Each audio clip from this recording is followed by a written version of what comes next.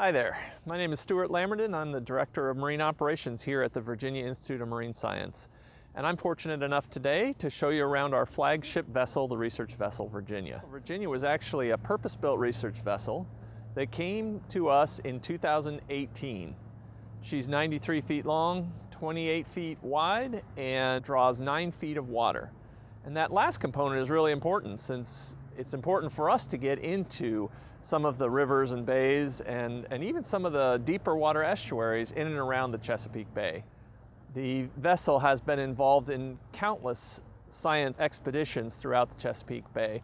The boat's been engaged in vibra coring, sediment coring, fisheries research, deploying and recovering buoys offshore, and has played a small but growing role in the support for some of the wind farm energy work that's happening in our Chesapeake Bay as well. The installation of the multi-beam sonar positions the vessel well to help support some of the major projects currently going on in the Chesapeake Bay area. Things like wind energy, as well as the expansion of the Hampton Roads shipping channel, are just a number of the projects that the Virginia will be able to play a key role in. Also, we have a great deal of interest from the scientific community for the use of this type of sonar in tracking the movement of sediment on the bottom, as well as other more anthropogenic debris like shipwrecks or other types of features, man-made features that are found on the bottom. But enough from me. For now, I want to turn this over to the crew of the research vessel Virginia to actually show you around the ship. Hi, my name is Rick Kirkpatrick, and I'm the chief mate on board. And I'm going to give you a quick tour of the utility spaces that we have here on the Virginia. And this is our dry lab. And dry lab means that this is where we do most of our data collection. So when the dry lab is in use, you'll see a lot of scientists sitting in these seats with computers all around. And we have a port here where if there's scientific instruments out back, then we can bring in some of their cables and wires.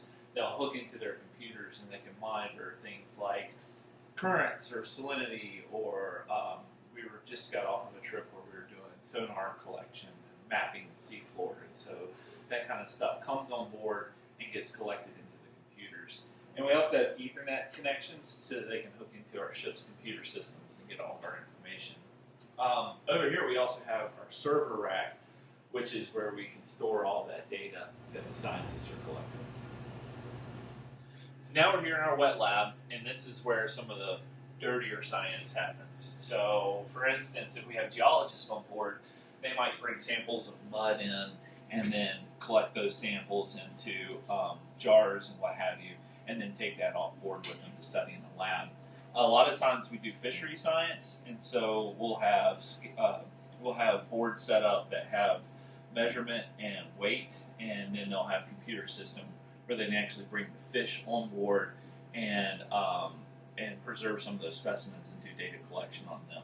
So we have access to some of our raw water, which is just coming straight out of the ocean, and then also we can pipe in fresh water and whatnot too. So, and this gives us also direct access to the back deck, which is where all the machinery and the collection equipment happens. So this is our main deck and our working area on board the Virginia. And depending on what cruise we're doing and what kind of data that we're trying to collect, this area looks very different. So sometimes we can be set up to do fisheries work, and so we'll have a trawl net reel set up in this area, and we'll have a trawl net off the back collecting fish species. Sometimes we're set up for doing geological work, and so we'll have core samples. So we'll be sending a vibra core down into the water to collect mud and sand, dirt, whatnot. Sometimes we're set up with sonar equipment or water sampling gear. And that's why we have these little hole patterns on the vessel so that we can bolt equipment down to the deck and change it as we need. But some of the equipment that we have on the boat to help us do our work and our heavy lifting is our A-frame. And this is just one of our frames. And the A-frame will actually drop off of the back and then pick equipment up or let equipment down. Up on the beach right now in storage, we also have a big trawl net reel, and we have bulkheads that can be put on the back deck so that we can completely isolate that section off. We have a plate here that comes off in case when we're pulling trawl nets up, so there's a nice smooth surface. So it's a very versatile design. but our A-frame crane is our main workhorse on the Virginia. And this is our J-frame. Our J-frame can also drop off the side. We use this a lot when we're doing water sampling. So sometimes we have an instrument that's called a rosette that can drop down into the water and pick up samples of water at different depths in the water column. And we have what's called a CTD winch, which is a winch up on the main deck that runs off of the J-frame. And it's got a cable, which essentially is a cable that's able to take data and transfer it onto the vessel. So we can do good water quality sampling in real time. And this piece of equipment is our knuckle boom crane. So whenever we're loading and unloading and getting ready to do a cruise, we'll use this to bring the equipment from the beach onto the boat. So we pick up pallets, we pick up machinery, we pick up equipment, and stagger it throughout the vessel and get ready to go on our trip. And we are now in the galley, which on board ship is the kitchen. And this is where we do most of our food preparation and cooking. It's everyone's favorite spot.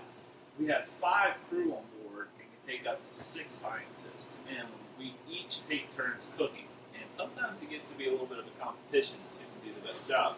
But this is our range stove where we can cook cheeseburgers or pancakes, depending on what time of day it is, with a nice oven.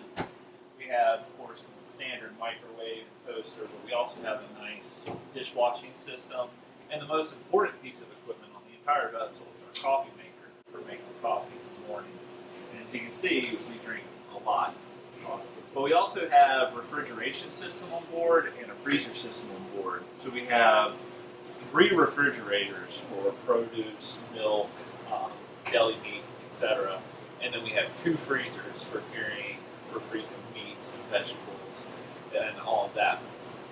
Truly speaking, our vessel can carry enough fuel to last for about 2 weeks or so. But our biggest restriction is food. So if we have 11 people on board, you can imagine that we'd start getting low on supplies after about 7 to 10 days, depending. But this is the galley area, and it's where we spend most of our time. Hi, I'm Taylor Moore, and I'm the assistant engineer on board the research vessel Virginia. I'm here to take you on a tour through the engine room on board the Virginia to see how it's powered. Coming in through here is the transmission. It is a Fennoy transmission. It takes the power of the engines and converts it into hydraulic power, and also for propulsion to move the boat astern and forward.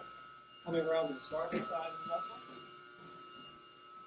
we have a Cummins 19-liter engine that's attached to the transmission here, and we have a generator that's Kohler and John Deere. There's 2 of each, 1 on each side. Here's our electrical panel where we move power throughout the boat and can de-energize circuits if needed. We have a workbench area up here for working on parts or any kind of maintenance that we need. Back here, we have a bilge and ballast manifold.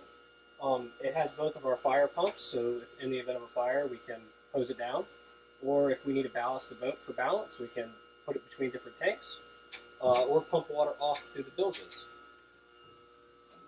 Back here, we have our HVAC system and our MSD, Marine Sanitation System. And all the way aft, we have our steering gear. This is where the rudder is and where the steering pumps are. It turns the vessel. In the event of a failure, we also have a manual steering back there.